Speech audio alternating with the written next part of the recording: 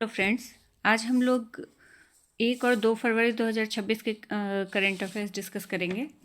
लेकिन आज हम लोग बजट डिस्कस नहीं करेंगे, क्योंकि बजट के लिए एक अलग से वीडियो बनाना होगा। जैसा हमने आर्थिक सर्वेक्षण पे बनाया था, तो उसमें हम लोग बजट से रिलेटेड जो भी डिटेल पॉइंट हैं वो सारा डिस्कस करेंगे, और उसके अलावा जो बाकी करंट अफेयर्स हैं वो आज डिस्कस करेंगे। तो आज के सेट में टोटल 6 टॉपिक्स हैं, जिसमें पहला टॉपिक जो है वो विश्व बैंक से संबंधित है। तो विश्व बैंक ने अगले 5 वर्षों तक हर वर्ष 8 से 10 अरब अमेरिकी डॉलर की वित्तीय सहायता भारत को देने की घोषणा की है। ये जो घोषणा हुई है ये किस फ्रेमवर्क के तहत की गई है? तो ये सहायता हाल ही में स्वीकृत कंट्री पार्टनरशिप फ्रेमवर्क के तहत की जाएगी, जिसका उद्देश्य भारत की आर्थिक वृद्धि को तेज करना और 2047 तक विकसित राष्ट्र बनाने के लक्ष्य को समर्थन देना है। आप लोगों को पता होगा कि भारत का लक्ष्य है कि 2047 तक विकासशील भारत से विकसित भारत बनना। तो ये भारत सरकार ने ये लक्ष्य रखा है कि 2047 तक हम विकासशील भारत नहीं, विकसित भारत कहलाएंगे। तो उसी लक्ष्य के अनुरूप ये सहायता प्रदान की गई है विश्व बैंक के तहत। अब ये कंट्री पार्टनरशिप फ्रेमवर्क होता क्या है?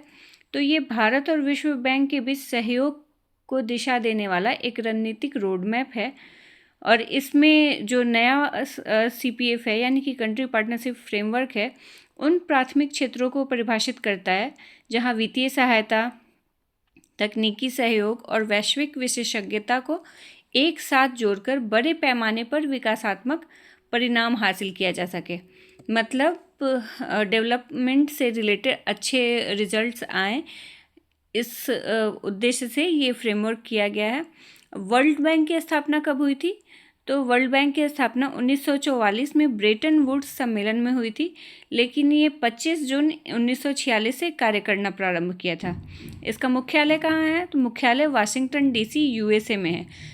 वर्ल्ड बैंक का हेडक्वार्टर हमेशा पूछता है एग्जाम में, कई एग्जाम में पूछता है, तो ये भी ध्यान रखिएगा आप लोग। नेक्स्ट टॉपिक अंतर्राष्ट्रीय जेब्रा दिवस से संबंधित है। ये कब मनाया जाता है?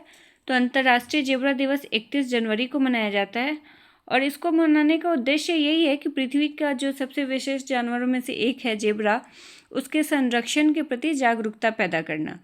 तो जेब्रा के संरक्षण के प्रति जागरूकता पैदा करने के लिए ये अंतर्राष्ट्रीय जेब्रा दिवस मनाया जाता है 31 जनवरी को। नेक्स्ट टॉपिक है सर्वोच्च न्यायालय के एक निर्णय से संबंधित।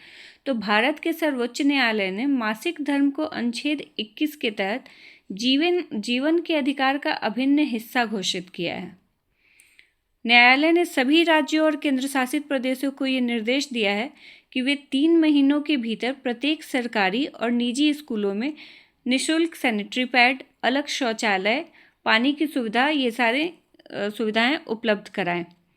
ये जो निर्णय दिया गया ये किस संविधान पीठ द्वारा दिया गया? तो न्यायमूर्ति JB पारदीवाला और R महादेवन की पीठ ने यह निर्णय दिया है कि मासिक धर्म स्वच्छता प्रबंधन गरिमापूर्ण जीवन के अधिकार से अविभाज्य नहीं है।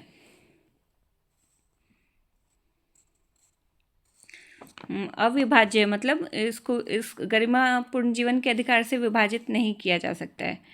न्यायालय के अनुसार प्रत्येक स्कूल में मासिक धर्म स्वच्छता प्रबंधन कॉर्नर स्थापित करना अनिवार्य होगा, और इन कॉर्नरों पर अतिरिक्त यूनिफॉर्म, इनरवियर, डिस्पोजेबल बैग और मासिक धर्म से जुड़ी आपात स्थितियों से निपटने के लिए आवश्यक सामग्री उपलब्ध कराई जाएगी। इस निर्णय का उद्देश्य क्या है? क्यों ऐसा निर्णय दिया गया है न्यायालय द्वारा? तो इसका उद्देश्य यही है कि मासिक धर्म के दौरान डर, असुविधा या संसाधनों की कमी के कारण जो बच्चियां स्कूल नहीं जाती थी या स्कूल में एब्सेंट रहती थी या उसको एक कलंक के रूप में देखती थी, असुविधा महसूस करती थी, तो ये सारी चीज़ें ना हो। तो इस उद्देश्य से सर्वोच्च न्यायालय ने ये निर्णय दिया है, जिसको अब हर सरकारी और निजी स्कूल को मानना अनिवार्य होगा। नेक्स्ट टॉपिक भारतीय वायुसेना से संबंधित है। तो जनवरी 2026 में भारतीय वायुसेना की पेचोरा मिसाइल प्रणाली, जिसे 1970 के दशक में शामिल किया गया था, को एक स्वदेशी उन्नयन के माध्यम से पूरी तरह डिजिटाइज कर दिया गया है। ऐसा क्यों किया गया? क्योंकि ये प्रणाली बहुत पुरानी हो चुकी थी और अभी समय के अनुसार टेक्नोलॉजी इतना डेवलप कर गया है कि इसको भी डिजिटलाइज करना ज़रूरी हो गया था। ये जो आधुनिकीकरण किया गया है, इससे इसकी परिचालन क्षमता में उल्लेखनीय सुधार हुआ है और इसकी सेवा अवधि भी बढ़ाई गई है। अब पेचोरा मिसाइल प्रणाली के बारे में देख लेते हैं। तो यह एक सतह से आकाश मिसाइल प्रणाली है जिसे 1970 के दशक में भारतीय वायुसेना में शामिल किया गया था और ये मूल रूप से रूस की प्रणाली है और लगभग 5 दशकों से भारत की वायु रक्षा संरचना का एक महत्वपूर्ण हिस्सा है। ये जो प्रणाली है, ये निम्न से मध्यम ऊंचाई पर उड़ने वाले शत्रु विमानों को मार गिराने के लिए डिज़ाइन की गई थी। और इस आधुनिकीकरण कार्यक्रम को किसने अंजाम दिया है? तो बेंगलुरु स्थित निजी रक्षा कंपनी अल्फा डिज़ाइन टेक्नोलॉजीज, इसने अंजाम दिया है इस आधुनिकीकरण को। तो इस पेचोरा मिसाइल का जो आधुनिकीकरण हुआ है, तो ये पूछा जाए कि किस कंपनी ने किया है, तो रक्षा कंपनी अल्फा डिज़ाइन टेक्नोलॉजीज। और पूरी तरह उन्नत की गई पहली पेचोरा प्रणाली को 6 नवंबर से 26 दिसंबर 2025 के बीच राजस्थान के पोखरण परीक्षण रेंज में सफल फायरिंग ट्रायल किया गया है इसका। तो 6 नवंबर से 26 दिसंबर 2025 तक राजस्थान के पोखरण परीक्षण रेंज में इसका सफल ट्रायल परीक्षण किया गया है। नेक्स्ट टॉपिक है, भारत में 2 और नई आर्द्रभूमियाँ ऐड हुई हैं। कौन कौन सी? तो उत्तर प्रदेश के एटा जिले में स्थित पाटना पक्षी अभयारण्य और गुजरात के कच्छ क्षेत्र में स्थित छरी ढांड को आधिकारिक रूप से रामसर आर्द्रभूमि घोषित किया गया है। इन दोनों को के रामसर लिस्ट में शामिल होने के बाद भारत के रामसर स्थलों की कुल संख्या कितनी हो गई है? तो 98। अब ये 98 हो गई हैं। पाटना पक्षी अभयारण्य देख लेते हैं। तो ये एटा यूपी में स्थित है और ये एक मीठे पानी की आर्द्रभूमि है जो सैकड़ों स्थानीय और प्रवासी पक्षियों का आश्रय है।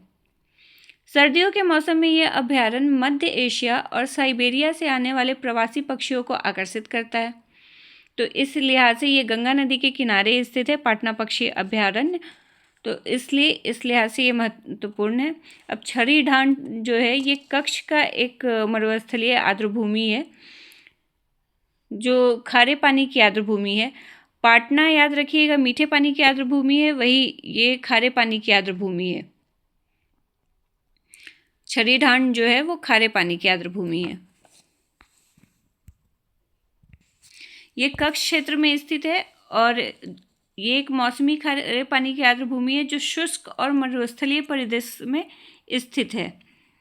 यहाँ कठोर जलवायु परिस्थितियों के बावजूद प्रवासी पक्षियों और मरुस्थलीय जीवों सहित समृद्ध वन्यजीव विविधता देखने को मिलती है। यहाँ कई तरह के जंतु भी पाए जाते हैं। कौन कौन से? तो चिंकारा, भेड़िया, कैराकल, मरुस्थलीय बिल्ली और मरुस्थलीय लोमड़ी जैसी प्रजातियां यहाँ पाई जाती हैं।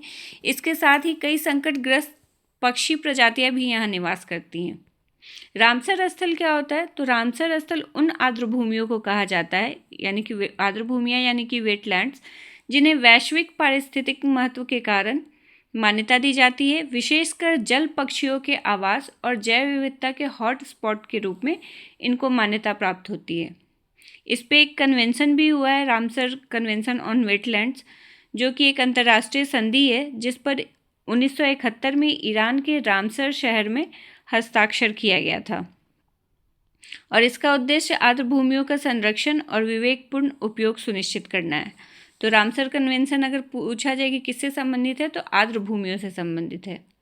भारत इस संधि का हस्ताक्षरकर्ता कब बना? तो 1982 में। नेक्स्ट और लास्ट टॉपिक है सेल से संबंधित। सेल जो भारत की सबसे बड़ी इस्पात कंपनी है, स्टील अथॉरिटी ऑफ इंडिया, उसको एक बार फिर से ग्रेट प्लेस टू वर्क के रूप में मान्यता मिली है और ये लगातार तीसरा वर्ष है जब सेल को यह प्रतिष्ठित प्रमाणन प्राप्त हुआ है। ये मान्यता कब से कब तक वैलिड रहेगा? तो फरवरी 2026 से फरवरी 2027 तक ये मान्य रहेगा। अब ये होता क्या है ग्रेट प्लेस टू वर्क प्रमाणन?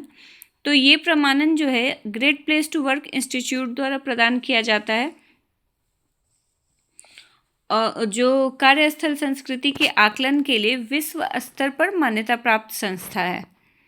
यह एक कठोर मूल्यांकन प्रक्रिया है जिसमें कर्मचारी सर्वेक्षण और संगठनात्मक कार्य प्रणालियों का विश्लेषण किया जाता है और इस आधार पर किसी भी कंपनी को ये प्रमाणन प्राप्त होता है।